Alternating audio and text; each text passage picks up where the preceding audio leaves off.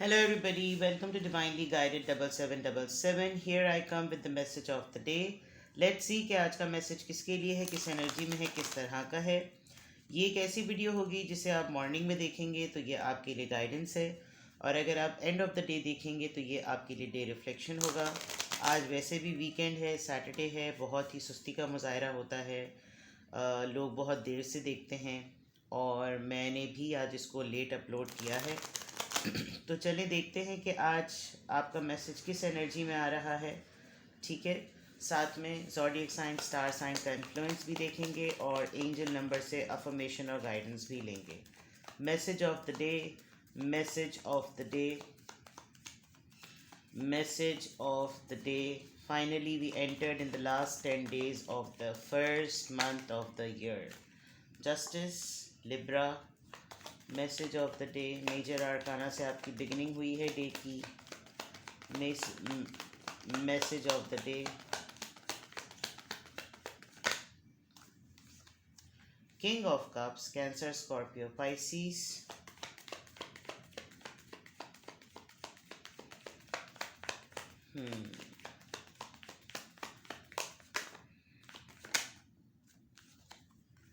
Ace of Swords, Libra, Gemini, Aquarius, और bottom of the deck 10 of Wands। Alright, कौन है ये? ठीक है, आप ही हैं। अगर आप मैरिड हैं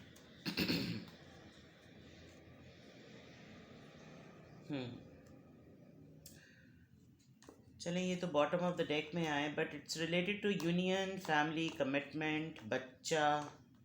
आपको अपनी फैमिली में अपने किसी बच्चों में से किसी एक से कोई गुड न्यूज़ की एक्सपेक्टेशन है। आपकी फैमिली में किसी बच्चे की शादी तय हो रही है। लेकिन बेसिक रीडिंग तो ये दो हैं, ये दो बॉटम ऑफ द डेक जो दो कार्ड्स हैं। मैं ये चेक करना चाह रही थी कि आपकी ओवरऑल एनर्जी में 10 ऑफ वॉन्ड्स क्यों है, किस चीज़ का बर्डन है या किस चीज़ की परेशानी है, किसी डिसीजन की है आपके दिमाग में। चाहे आप फोर्सफुली कुछ नहीं सोच रहे, लेकिन ओवरऑल एनर्जी आपकी लाइफ में दो स्पॉट्स चल रहे हैं, दो मैटर्स चल रहे हैं।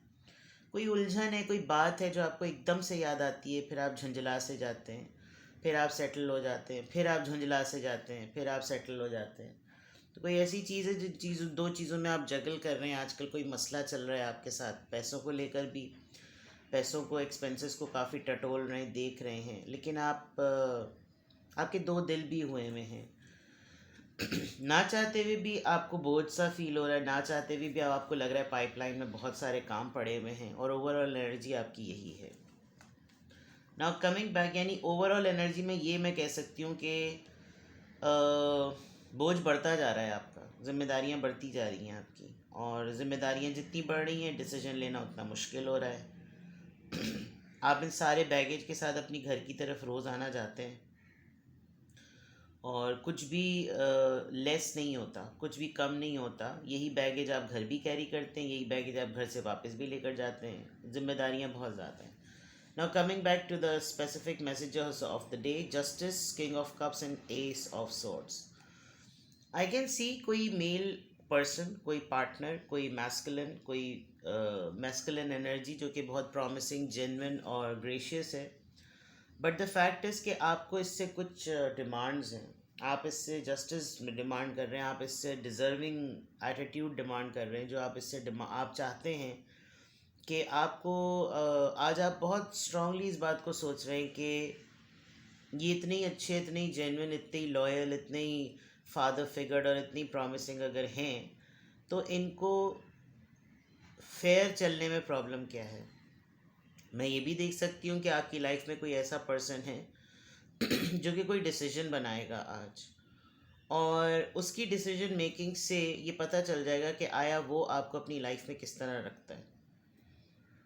आपकी ख़ुद की अगर ये मैस्कुलिन एनर्जी है तो आप बहुत क्लियर हैं अपने फ़ैसले में, और आप उस फैसले को इसलिए क्लियर रखना चाहते हैं बिकॉज आप अपने साथ इंसाफ चाहते हैं।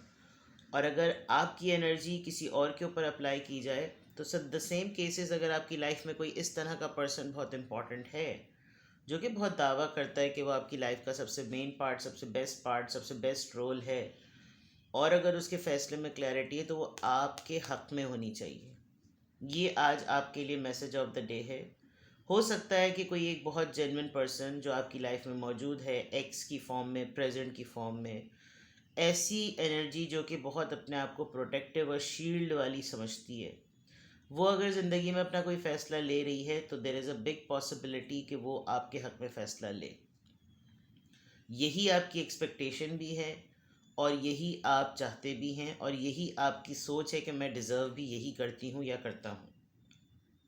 जितने मर्द हजरात देख रहे हैं, this could be from your father side, this could be from your Elder brother, और आपका पार्टनर आपसे ये एक्सपेक्ट कर रहा हो, अगर आप मर्द हजरात जितने भी देख रहे हैं। लेकिन जो ख़वातीन देख रही हैं उनके लिए मैंने ये बात बता दी, बिकॉज़ ये बहुत सही बात है कि आप जो है ना कुछ इनका भी बैगेज लेकर चलते हैं।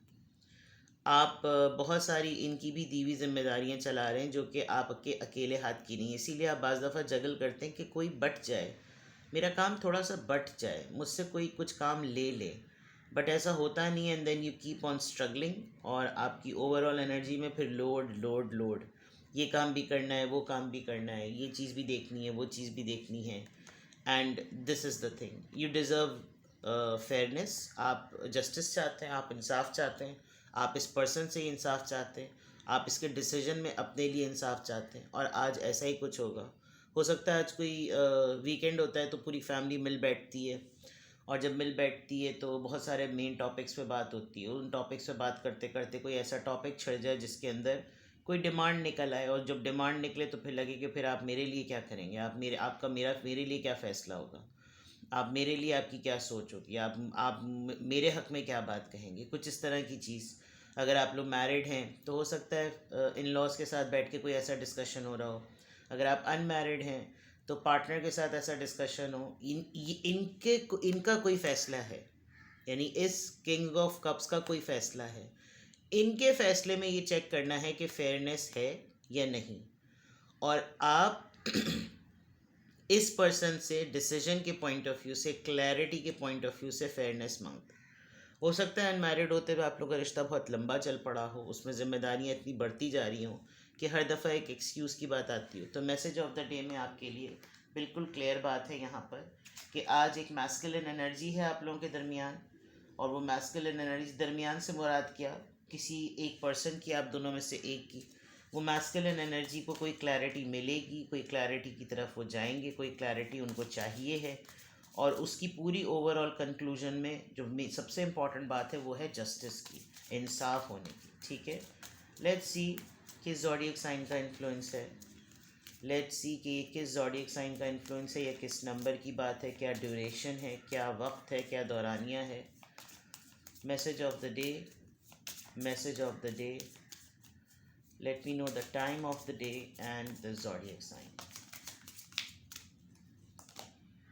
Pisces, find your center.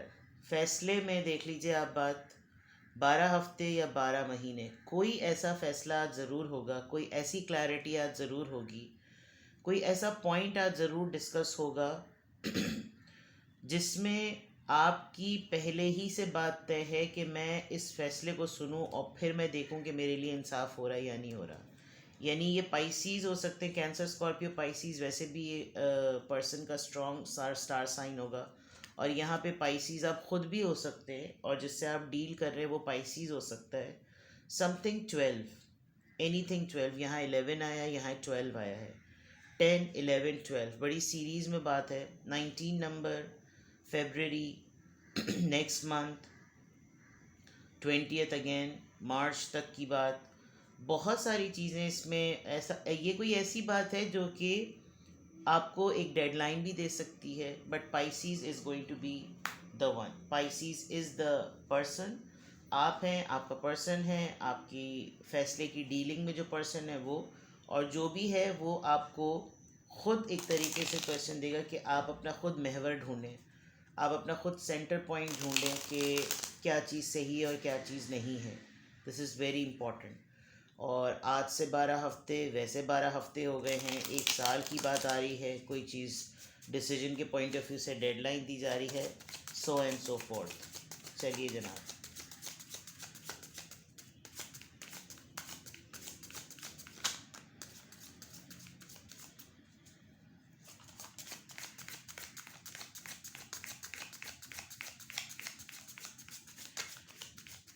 Angel number से क्या गाइडेंस आ रही है?